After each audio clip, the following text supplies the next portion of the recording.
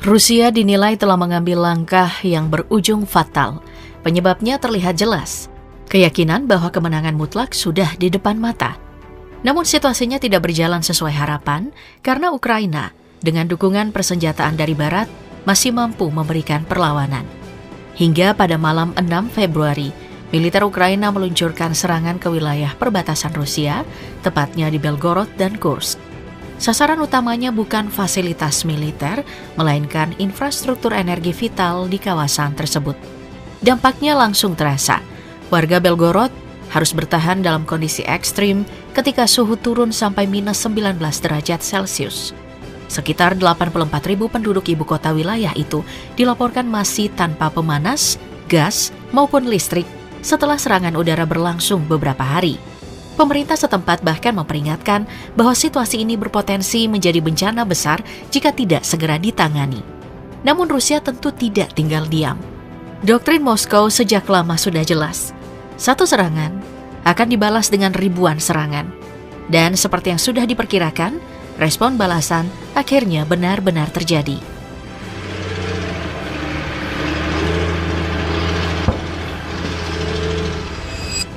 Reaksi dari Moskow akhirnya datang juga. Bukan sekadar respon simbolis, Rusia justru menunjukkan balasan dengan daya hancur yang jauh lebih besar. Tanggal 6 Februari 2026, sasaran utamanya adalah pangkalan udara militer Mirorod yang berada di Ukraina bagian tengah. Kombinasi rudal berpemandu presisi dan drone digunakan dalam operasi itu merusak fasilitas kunci bandara, memicu ledakan hebat, serta menimbulkan kepulan asap tebal yang terlihat dari kejauhan. Momentum serangan tersebut juga tidak lepas dari perhitungan. Saat itu, baru saja mendarat pesawat kargo berisi suplai persenjataan bagi militer Ukraina. Selama ini, Mirorod dikenal sebagai simpul logistik vital, menopang distribusi senjata, sekaligus menunjang aktivitas operasional pesawat tempur dan drone. Ketika fasilitas bandara terdampak, jalur suplai ikut terganggu. Proses servis pesawat tersendat, sementara penyaluran bantuan militer ke lini depan menjadi jauh lebih lambat. Bagi Rusia, menghantam infrastruktur semacam ini berarti memperumit manajemen pertempuran lawan. Tanpa dukungan fasilitas tersebut, situasi di medan tempur semakin sulit bagi Ukraina.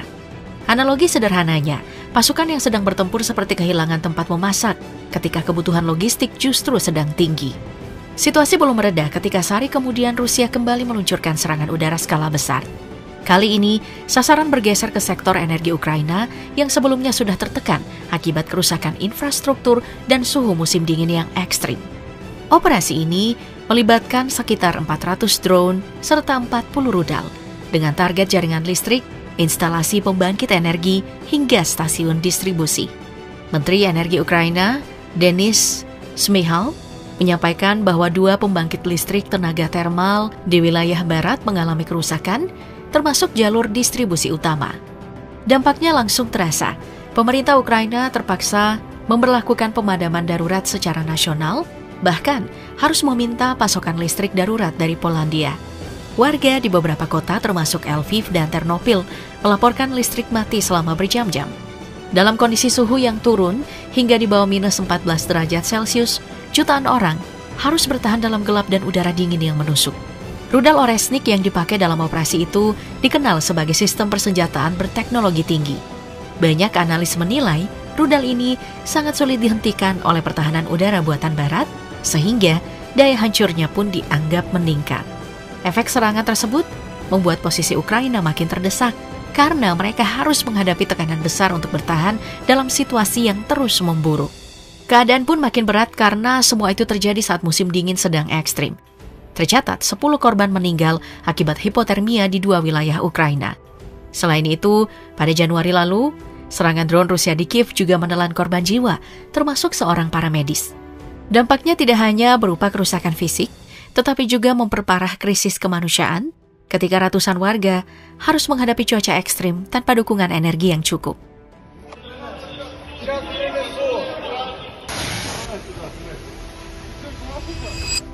Rentetan serangan dari kedua pihak menunjukkan bahwa konflik Rusia-Ukraina masih jauh dari kata selesai. Dalam beberapa bulan terakhir, pola perang berubah menjadi aksi balas-membalas yang makin intens.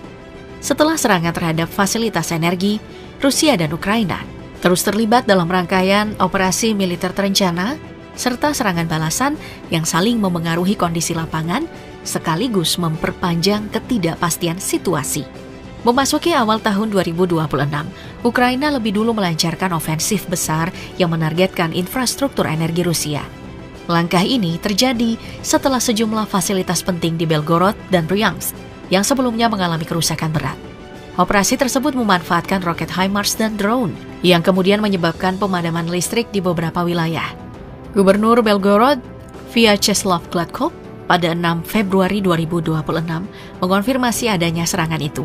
Ia menyebut kawasan sipil Rusia terdampak cukup serius, serta menegaskan bahwa Belgorod merupakan kota sipil tanpa sasaran militer. Di tengah eskalasi tersebut, wacana perundingan damai mulai kembali muncul. Amerika Serikat dilaporkan berupaya memediasi dialog, menandakan adanya aktivitas diplomatik di balik layar yang mencoba mencari titik temu di tengah konflik yang masih berlangsung. Dan tentu saja Rusia bukan tipe pihak yang membiarkan dirinya terus diserang tanpa adanya respon. Pada bulan yang sama, Moskow melancarkan gelombang serangan udara besar ke pembangkit listrik Ukraina. Operasi ini melibatkan rudal kaliber serta drone Shahid dengan sasaran fasilitas vital di Kiev dan Kharkiv yang sebelumnya sudah berada dalam tekanan akibat serangan terdahulu. Dalam perkembangannya, Rusia terlihat menerapkan pendekatan strategis untuk melemahkan pasokan energi Ukraina, terutama dengan membidik pusat distribusi serta pembangkit energi utama. Di sisi militer, eskalasi makin terasa karena infrastruktur yang diserang memiliki peran yang sangat krusial. Rusaknya fasilitas energi membatasi kemampuan kedua negara dalam menjaga stabilitas di garis depan. Baik Ukraina maupun Rusia terpaksa mengalihkan sebagian sumber daya militer mereka untuk memperbaiki pasokan energi yang terganggu. Serangan terhadap pembangkit dan jaringan distribusi listrik secara langsung ikut mempengaruhi daya tahan operasional militer dari masing-masing pihak. Meski saling serang ini menunjukkan perkembangan teknologi persenjataan presisi tinggi, dampak yang muncul justru lebih terasa pada aspek logistik perang serta kehidupan masyarakat sipil. Gangguan energi bukan hanya mempengaruhi pertempuran, tetapi juga aktivitas warga sehari-hari.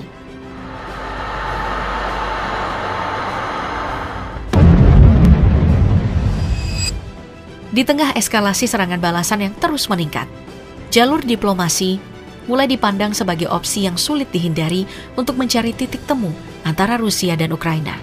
Salah satu perkembangan yang mencuri perhatian adalah keterlibatan Presiden Donald Trump yang disebut berusaha mengambil peran sebagai mediator dalam konflik tersebut. Menurut Presiden Ukraina Volodymyr Zelensky, Donald disebut memberikan batas waktu hingga Juni 2026 agar Kiev dan Moskow bisa mencapai kesepakatan damai. Zelensky juga menyampaikan bahwa apabila tenggat tersebut tidak tercapai, ada kemungkinan Donald Trump akan menekan kedua belah pihak supaya konflik segera diakhiri menjelang awal musim panas tahun ini.